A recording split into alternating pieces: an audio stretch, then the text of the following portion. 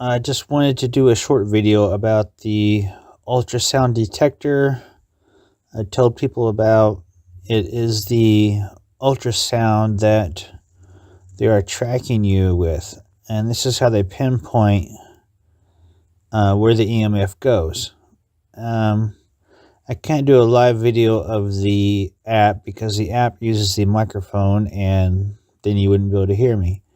So I do know that from 19 to 22 is where the app shows the tracking, and it's actually two parts. There's one part that works from 19 to 20,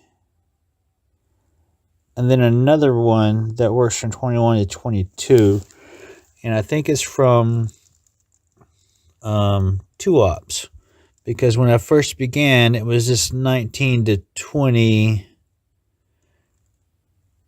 and then whenever they had another person helping them, it would interfere with the first person, and then it changed, the signal changed to where there was a 21 to 22.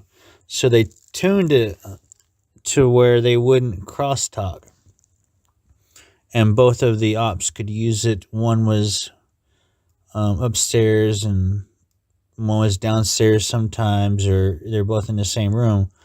But I just wanted to show you what this app does. It shows a spectrum, and you can tune it to a certain frequency, like to just look for the low range and the high range. The high range only goes so far, but if you listen, there's a dog barking in the background.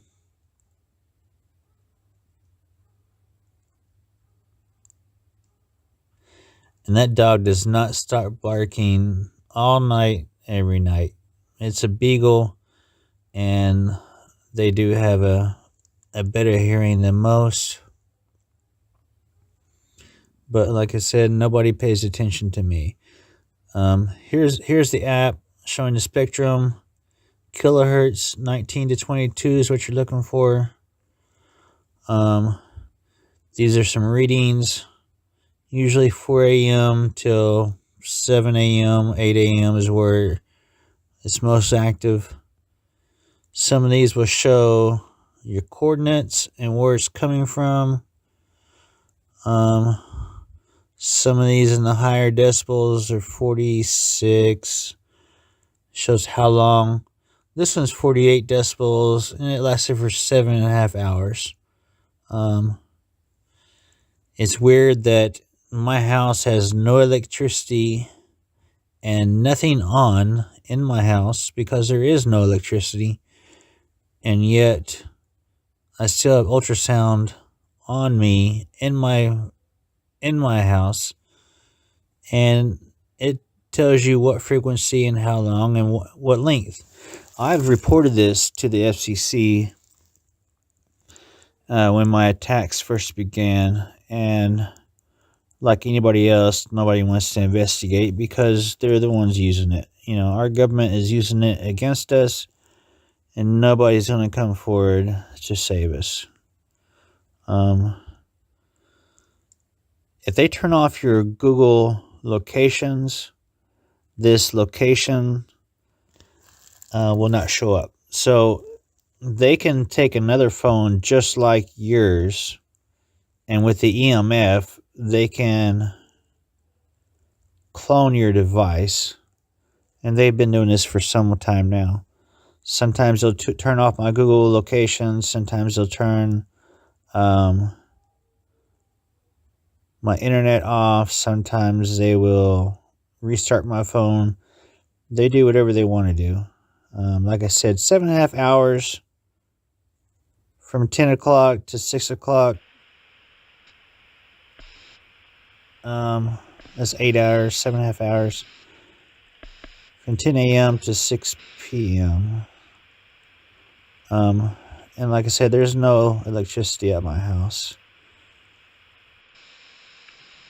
This was when I found out they could disable my security cameras with the device, and I'll be putting this with the video of them doing that. The other sections, all these are all different readings, different levels, different addresses, and different times. You can see the different levels. Some are 50 to 60, 70 decibels. Some almost 80 decibels. And they all have different addresses, so it's not like they don't pinpoint. It's not like they're not accurate. I mean, it shows from house to house on my block. So it's not that it's not correct. And that one's for Fredonia, New York. Like I said, this follows me everywhere. M Street, L Street, N Street, K Street. And I have to go investigate these locations because even my Google timeline will show my cell phone at these locations. So I know for a fact they have my phone cloned,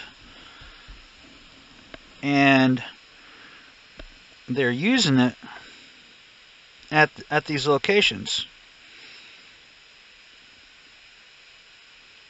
I think the highest is around 90 decibels.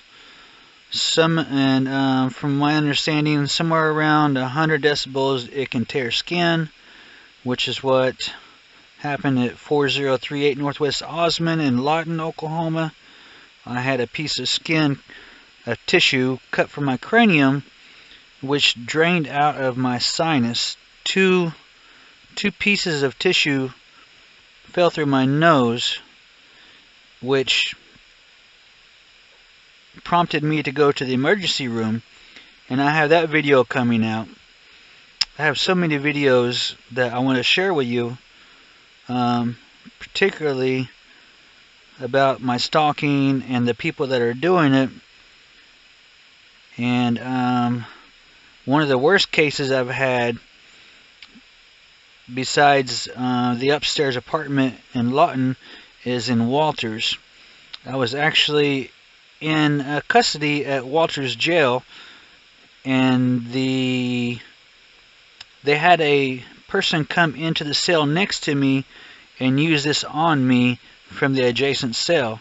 Now, I was placed on the side of the jail where long-term people stay, and I know for a fact because all I had was a traffic ticket and a failure to pay, but they put me on the long term, and they put someone in my cell. That one's pretty high, 80 decibels, and he was an Indian guy, and nothing actually happened between me and him, luckily, but they 78 decibels, but they came to the adjacent cell and used it on me, and pretty much tried to kill me from the cell next door. Now, I know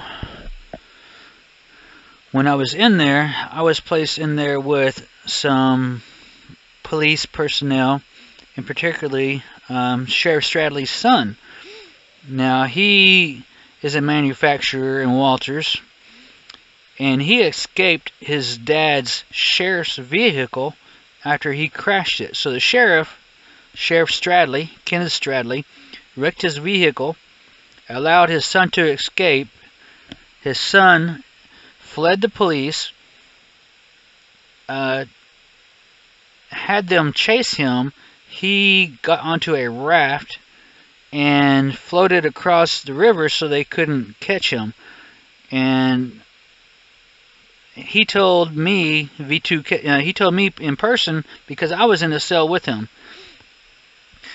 He said that he had left the gate open, and he made an intention looking at me because he knew that I was being watched, and so that the other officers could go clean up his mess.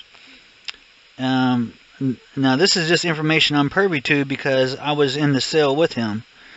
And I kind of think maybe some of my targeting is because I know what I know about Kenneth Stradley, and my attacks started in Judge Corrales' duplex. So I know this is a setup between Judge Corrales and Kenneth Stradley. I also had a roommate living with me that ended up having Judge Corrales' baby. So I think that she was placed in my house to try to get some type of evidence, and after no evidence was collected, I was put in this Section 8 housing and targeted because there was no arrest warranted. And then I was burnt in that apartment so they could track me, because my V2K doesn't go away. And like I said, there's no data on that one. Some of these have GPS locations. I'll do another video about these locations and how Google Timeline will show these locations and the location of my cloned device. Like I said, these are just different readings, no particular order. I'm going to do other videos on the other apps for sound and tracking and identifying hidden devices and EMF sources. Here is another app I'll go over about the sound pressure level. Down there at the bottom is when they had some device on, and where it got clear without all the fuzzy lines is where they turned it off. So on the top of the bottom waterfall is the clear recording, and the bottom is where they had an extra device turned on. And I'll go over that application on another video. But it does increase the sound pressure in the room when they have these EMF devices on. And that's going to conclude this video. And I thank you for listening, and stay safe out there.